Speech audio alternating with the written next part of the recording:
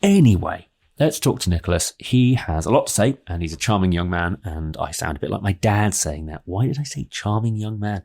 Here he is talking to me earlier this week about his new show, Meary and George. Again, it's on Sky, in case I forgot to say that earlier, and we talk about his career so far. He's been around for a decade, as he is willing to point out, maybe not keen to point out, but he feels on the up, and a lot of people are starting to pay a lot of attention to him. Could it be the new Bond? I don't know. Seems like something I've said quite flippantly. Other people are being suggested these days.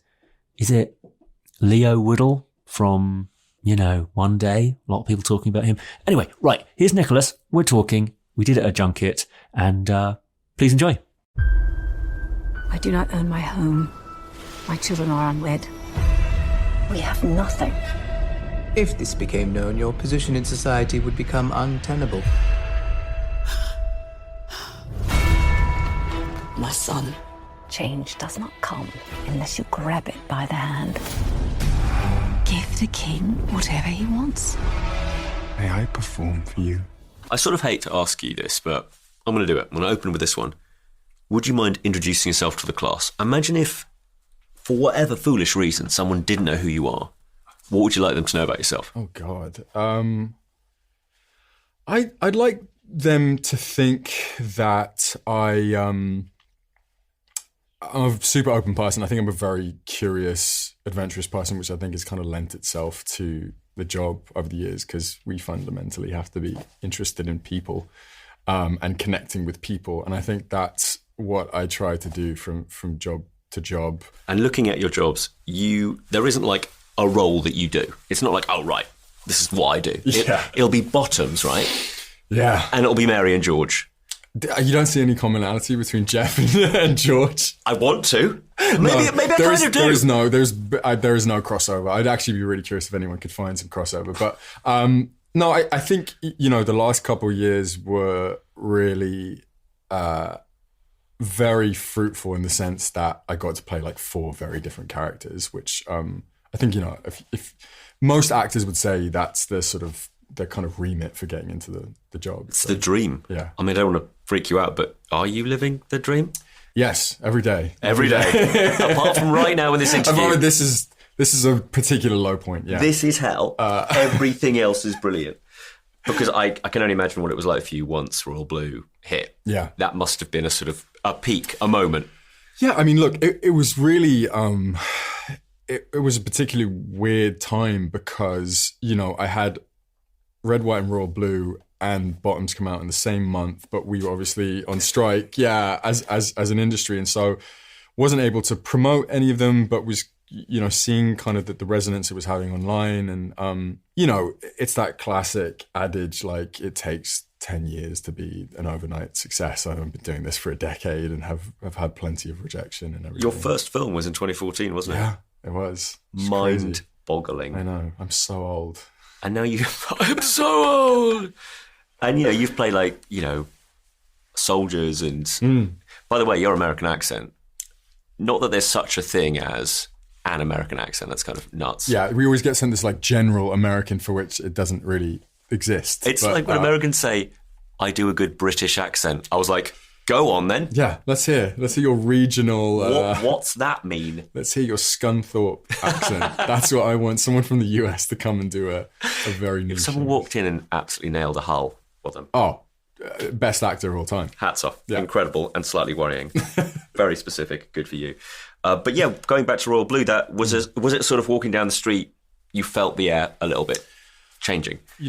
I am the kind of person who I'd never want to change how I live my life, and so, walking around, I did feel a bit more a sense of eyes on me and stuff. But honestly, I've only had like really positive interactions because of it. And I think the thing that I care most about is, will it open the doors for me to create the artistry that I really want to create? And Meary and George is a perfect example of that. Completely. This is exactly the sort of thing where you can convert that cachet into hanging out with Julianne Moore in what seemed to be the coldest buildings.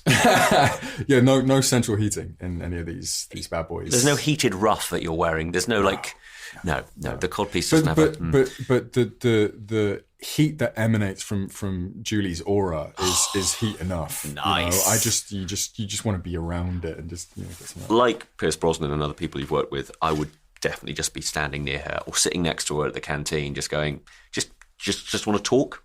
Look, I mean, she's obviously an icon. She's also just a really amicable, smart person and very attentive. It's funny, like I said, I've been doing this a decade now, but I still feel so green in my career compared to her, and you just kind of want to... I think that should remain. I try to explain this to people, that feeling of, he's good. I think so too. I think... Sort of a superpower. No, I think that moment of hyper-confidence as an actor means you don't get to access that... the really sort of special instinctual things that come with being in that sort of fight or flight moment, I think. How bizarre would it have been if you walked into a room with Julianne Moore, who I imagine was assigned to this project before you were, and you were normal about it? That would be weird. It would be. She would be like, why you need to treat me like a deity. This is unacceptable. She's not like that. You're not bowing or scraping correctly. No, I know. There was a procedure that we all had to go through before meeting Julia. It's very royal, and she weirdly has this person who rolls out a red carpet for her wherever she goes, which is throws blossom petals. Yeah, the blossoms. You've obviously met her before. One day I'll get to meet her again, but not after the incident. Very unlikely. Oh, the incident. Yeah, we won't talk. We won't talk about the incident. I've been trying to avoid the following questions, but I'm going to do it now because you're going to have history tests all day. I'm your first interview of the day, I think, of the press tour, and people are going to ask you this question. I'm going to do it now. Yeah. Who is Mary? Who is George? I will give you the history lesson. So we start our story in Jacobean England. King James is the king, and Mary and George are part of Villiers family. They're basically sort of middling English class family, but sort of on the verge of potential poverty and oblivion because my father has just passed away and I'm sort of due to inherit nothing. And Mary sees potential in George that she doesn't see in the rest of her children and sends him off to France to become this Renaissance man, to learn, the skills to help elevate them in the world that they want to exist in the royal court. And so she sets him on this interesting path and they kind of, it's very Machiavellian and benefits both of them, maybe one more than the other at different times throughout the story. But yeah. And it is based on fact. It is. I mean, and I think that was, the saying life is truer than fiction in a lot of ways. I mean, you're reading these scripts and you go, well, this is obviously dramatized, but George was the sort of original Casanova. Yeah. I mean, there were no doors that he felt he could not pass through. Eventually. Yeah, exactly. Based on the sort of power that he kind of accrued, And I want to shout out, I guess it's the Sky Guys for coming up with a tagline for this. Lust, full stop. For power, full stop. Very nice. It's pretty fitting, I think, for the show. But your job essentially is of a fashion to charm and seduce your way around Jacobean England. Yeah. And we learn a lot about King James and the court. I know it isn't a history lesson, but you must have just had out-of-body experiences every other day. Oh, look at the gorgeous country parlour we're in now. And, the costume design, all the attention to detail. Yeah. This is thrilling. This is sort of why you do your job. Well, and look, I'd never done a period piece before. And I think that it was daunting in the sense that, we are operating in these extremely regal situations, in the scenes, in the settings that we're in with the costumes, as you were saying. But, obviously the modernity of the language kind of helped, I think, sort of transfer into that world. But I think there are things that you look for as an actor to help kind of take you from, 2024 to being in Jacobean England. And those things don't half help. Yeah.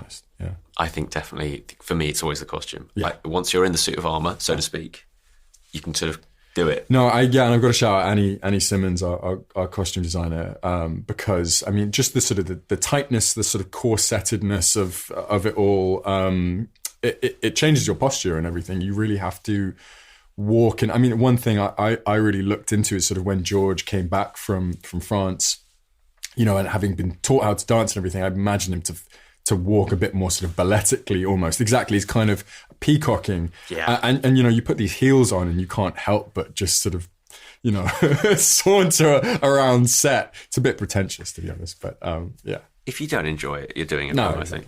I just struggle not to do Blackadder quotes. yeah. There was some of that. Definitely, there was some Blackadder quotes on set from Tony specifically. But yeah, Who plays King James? I would have definitely given lines to Julianne to read out as Queenie. yeah. Just please, could you sit on this throne and could you just do Queenie for 5 minutes? Thank you so much. Yeah, I'm curious if she'd be familiar with Blackadder. I don't know if it transferred so much to the US. I reckon she's an Anglophile.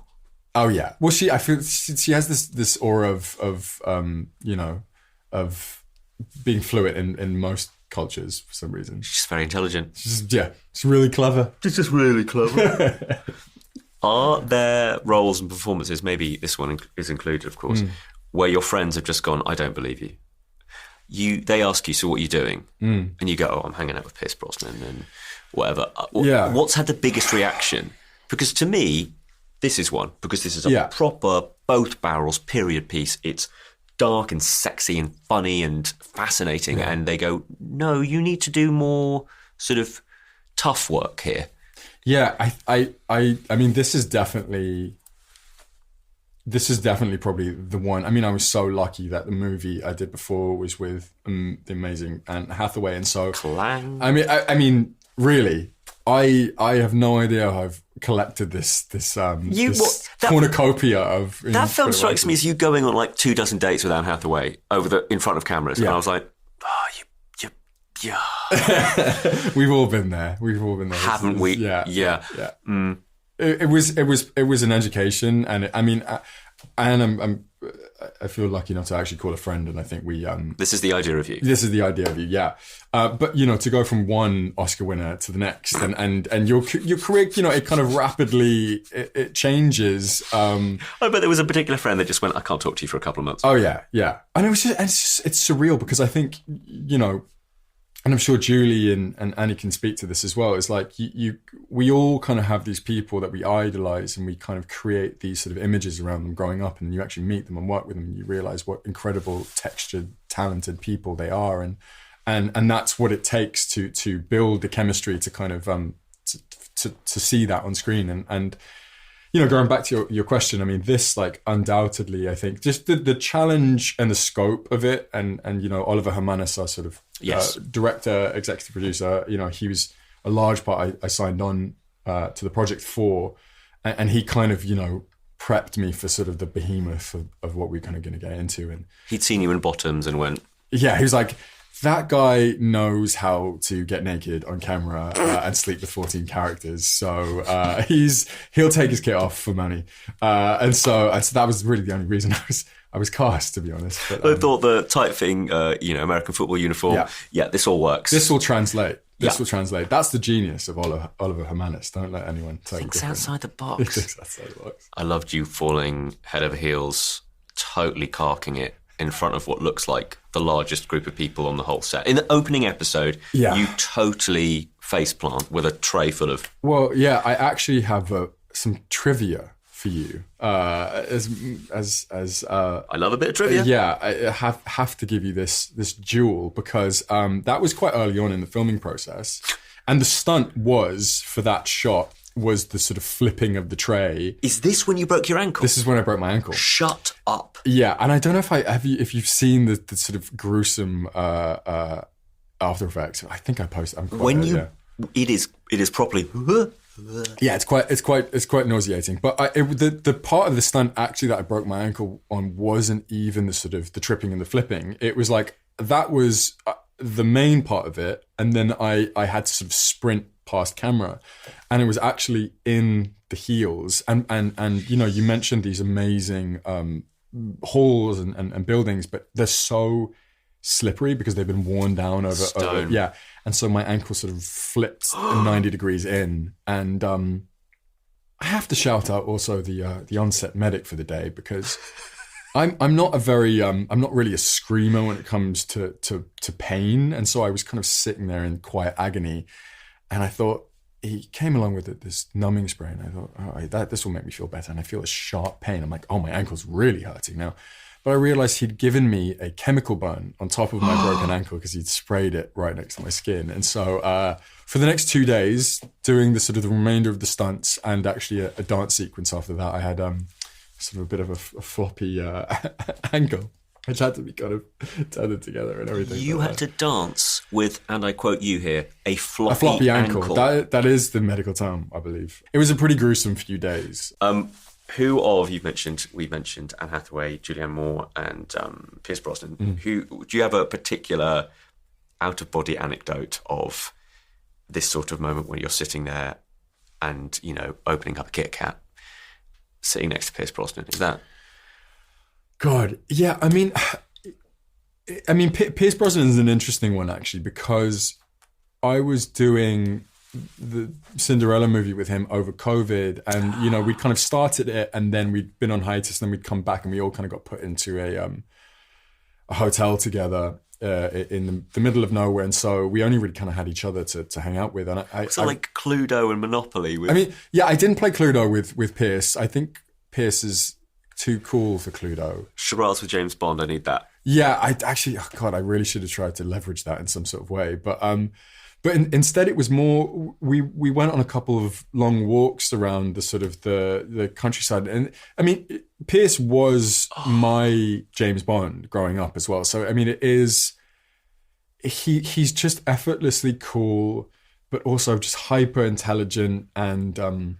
You went on a series of strolls with Ron.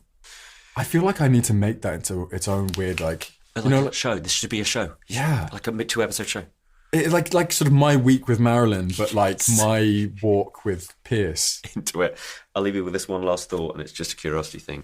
When you go to weddings now, are you basically not allowed anywhere near the cake? That's a really good point. I actually have to say, because this is quite a sore spot for me, I've never been to a wedding before. I don't know whether I just don't know people who are getting married. So the secret is I just have no friends. But I This is the compliment for you. Are you ready for it? Yes. If I were the groom, you ain't coming. Thank you. Mm-hmm. Thank you. I think because you'll wear a suit and I'd wear a suit, and I'm not having that comparison. You're a very handsome man. I think you could. Yeah.